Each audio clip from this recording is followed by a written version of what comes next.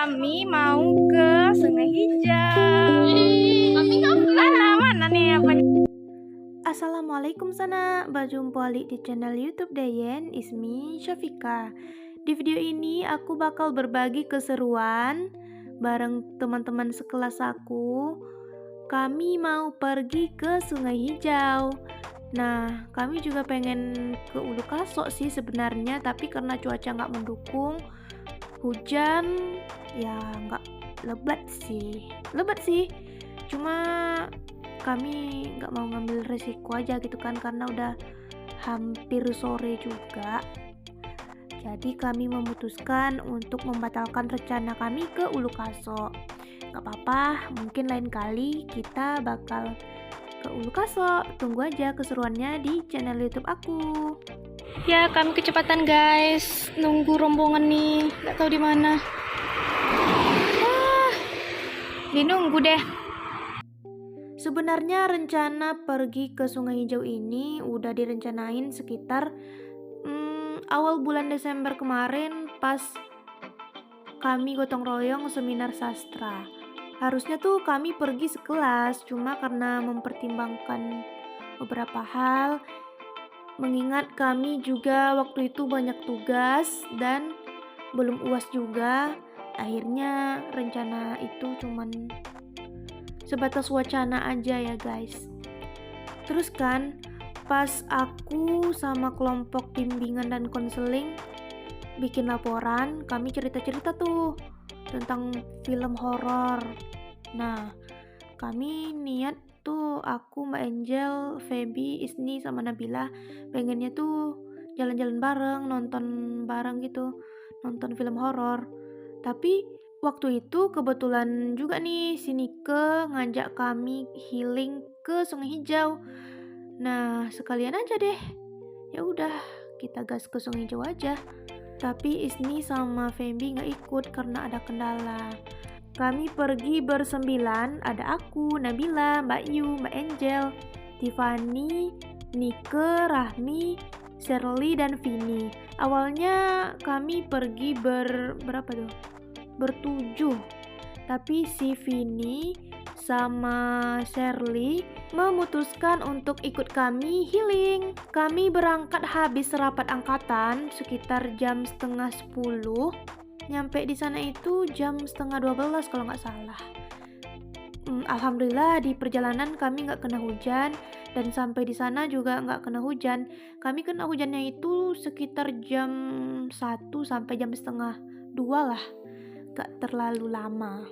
Alhamdulillah semester 3 sudah berakhir dan kami melepas segala penat kami dengan cara jalan-jalan. Sumpah sih, semester 3 apalagi perdana offline tanpa rombel, sumpah itu benar-benar bikin stres dan begitu banyak drama yang udah dilaluin di semester 3 ini. Ngomong-ngomong soal semester 3, aku pengen berbagi cerita gimana suka dukaku selama kuliah. Tentunya bukanlah hal yang mudah untuk sampai di titik ini. Begitu banyak pelajaran, pengalaman yang udah aku lewati. Semester 1 aku masih kuliah online karena waktu itu pandemi masih tinggi lah kasusnya. Jadi aku memutuskan untuk tetap di kampung, menghemat biaya juga kan, biaya kos. Sambil kuliah aku juga kerja deres karet di kebun. Seminggu atau 2 minggu perkuliahan berlangsung, aku harus dioperasi usus buntu. Semenjak operasi aku nggak bisa lagi kerja dan hanya berdiam diri di rumah sambil kuliah online. 2 minggu setelah aku operasi, ibu tiba-tiba harus dilarikan ke rumah sakit dan divonis dokter mengalami stroke. Ibu tidak bisa lagi melakukan aktivitas normal seperti biasanya, tidak bisa jalan, duduk pun harus didudukkan, dan tidak bisa berbicara lagi. Badannya itu udah mati separuh yang di sebelah kanan, jadi nggak bisa digerakin, udah lumpuh total. Dengan keadaan aku yang masih belum pulih, aku mengurus ibu dan aku hanya mengandalkan uang sisa tabungan ibu Aku juga bingung mau lanjut kuliah atau enggak karena aku belum jelas nih lulus atau enggak KIP kuliah. Kalau misalnya enggak lulus, aku kemungkinan besar akan berhenti kuliah dan fokus untuk bertahan hidup, cari kerja, untuk membiayai aku dan ibu. Akhirnya akhir Oktober keluar pengumuman KIP kuliah. Di situ ada nama aku, alhamdulillah. KIP kuliah pun cair sekitar bulan Desember. Aku juga sibuk menghabiskan waktu di kampus karena banyak kegiatan kampus ya, ada bulan bahasa, pergelaran seni, praktikum. Jadi hampir setiap hari aku bolak-balik kampus, kadang pulang jam 8 malam, perginya kalau nggak subuh, kadang jam 7, kadang jam 8, pokoknya pagi lah. Sempat stres karena harus membagi waktu untuk diri aku, untuk kampus, dan untuk ngurus ibu. Kadang waktu istirahat pun juga kurang, emosi yang nggak stabil karena pemasukan yang semakin berkurang, tapi pengeluaran banyak. Jadi banyak hal yang harus aku pertimbangkan untuk kedepannya. Sempat nangis setiap hari, ya stres lah pokoknya. Tapi aku harus menjalaninya dengan ikhlas dan sabar. Pasti ada jalan keluar di balik semua itu. Semester 2 kami mulai berkuliah tatap muka, tapi dibagi rombel menjadi rombel 1 dan 2, dibagi 2 satu kelas.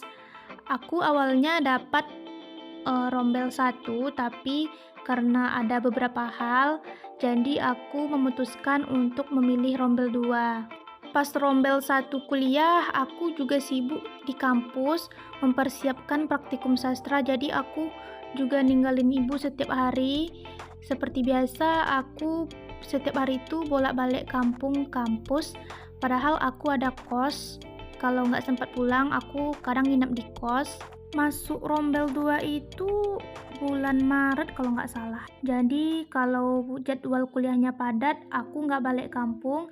Kalau misalkan sore ini nggak ada jadwal kuliah, terus besok masuknya sore, nah aku balik kampung karena aku nggak bisa ninggalin ibu dengan kondisi seperti itu. Setelah berbulan-bulan terbaring lemah di rumah, akhirnya ibu meninggal 2 minggu sebelum lebaran. Hari-hari yang kulalui semakin berat rasanya tanpa ibu. Walau bagi orang-orang beban aku tuh udah lepas, gak perlu bolak-balik kampung lagi gitu kan untuk ngurus ibu. Tapi aku merasa tujuan hidup aku tuh udah hilang, udah gak ada arah lagi untuk aku semangat kuliah. Akhirnya 2 minggu setelah ibu meninggal, aku dipanggil oleh dosen pembimbing aku, namanya Pak Syafrial. Aku dipanggil ke rumah beliau. Beliau menawarkan untuk aku tinggal di rumahnya. Ada Prof Hasna juga yang menawarkan aku tinggal di rumahnya. Terus ada juga saudara Pak Syaf, kakaknya Pak Syaf, menawarkan aku untuk tinggal di rumahnya, kerja juga. Tapi waktu itu aku memilih untuk tidak menerima tawaran tersebut karena aku buka usaha di kampung. Mengandalkan sisa tabungan KIP kuliah aku buka usaha kecil-kecilan. Alhamdulillah awalnya itu berjalan dengan lancar, cuma karena beberapa hal akhirnya aku gak buka usaha lagi. Aku menemui Pak Syafrial, menjumpai beliau dan keluarganya. Akhirnya setelah berpikir panjang, aku menerima tawaran beliau untuk tinggal di sana karena ada beberapa permasalahan dan aku bingung gak tahu harus gimana lagi selain menerima tawaran Pak Syaf. Mungkin itu adalah jalan yang terbaik untuk aku ke depannya. Alhamdulillah aku diterima di keluarga beliau dengan sangat baik. Jujur, aku bersyukur Allah telah menitipkan aku ke orang yang tepat. Aku sangat bersyukur walau dengan jalan hidup aku yang berlika-liku ini, tapi Allah tetap memberikan aku jalan untuk bisa bertahan hidup. Melalui Pak Syafrial, aku semoga bisa mencapai kesuksesanku karena semangat aku tumbuh kembali setelah aku tinggal di rumah beliau. Mereka dengan tulus memberikan bimbingan, memberikan dukungan ke aku di saat aku sendiri. Merekalah yang memberikan aku motivasi untuk tetap semangat meraih cita-cita dan impian. Aku hanya bisa berdoa semoga mereka diberikan kemudahan dalam segala urusannya, diberikan kesehatan dan kebahagiaan serta rizki yang lancar oleh Allah Subhanahu wa Ta'ala.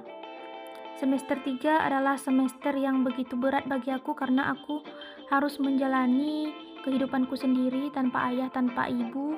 Terkadang aku sedih, tapi aku harus bersyukur karena tidak semua orang diberikan kesempatan dan jalan seperti ini oleh Allah Subhanahu wa Ta'ala. Aku saat ini sedang berusaha untuk bangkit dari segala keterpurukan.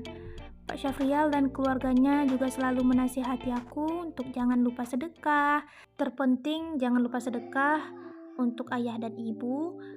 Dan beliau juga selalu bilang ke aku untuk jaga pergaulan, berbuat baik kepada siapa saja, selalu mandiri, semangat belajar, dan yang terpenting berguna bagi banyak orang. Sekian video kali ini, terima kasih yang sudah menonton sampai akhir. Wassalamualaikum sana.